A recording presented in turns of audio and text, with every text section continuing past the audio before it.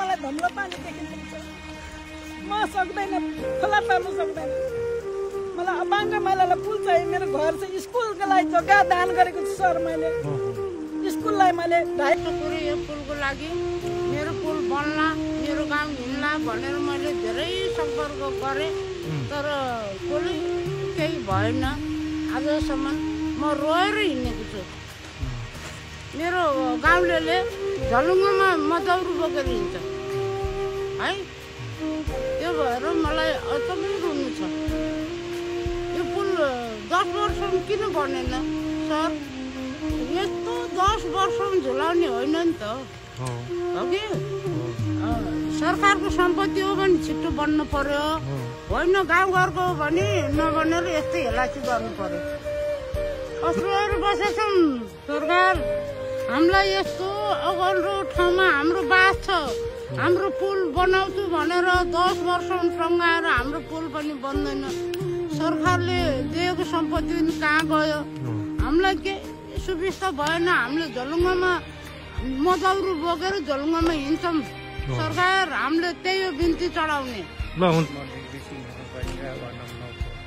अहिलेको कुरा सदस्य हो र यो लेखदेखि चाहिँ अब विराटनगर जोड्ने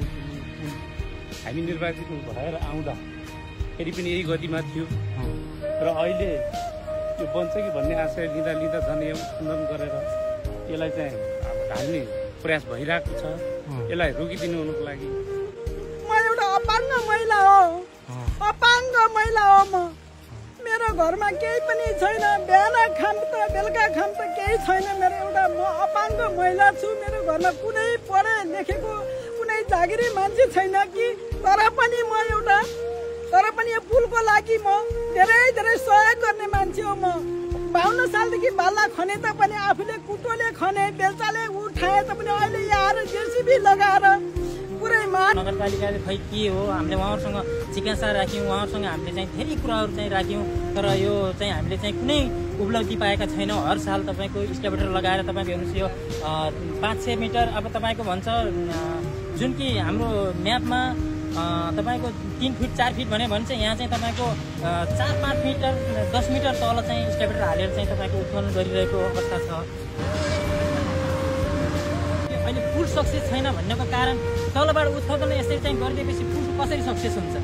500 मिटर भन्दा माथि नखन्ने भन्ने एउटा निर्णयमा लेखेको पनि थियो त्यति पनि छ टेन्डर दिँदाखेरि अहिले भर्खर लेख्नु भएको टेन्डर दिँदाखेरि है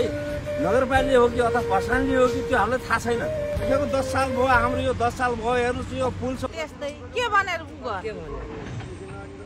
पुल चाहियो भनेर के भन्नु पुल चाहियो वर्ष भइसक्यो पुल बनेको छैन अनि त्यो चाहियो भनेर के गर्नु पुल मुनि गएर बाल्ला बनाउँछ हो कि नै त्यो चालीले एउटा रात परे नानी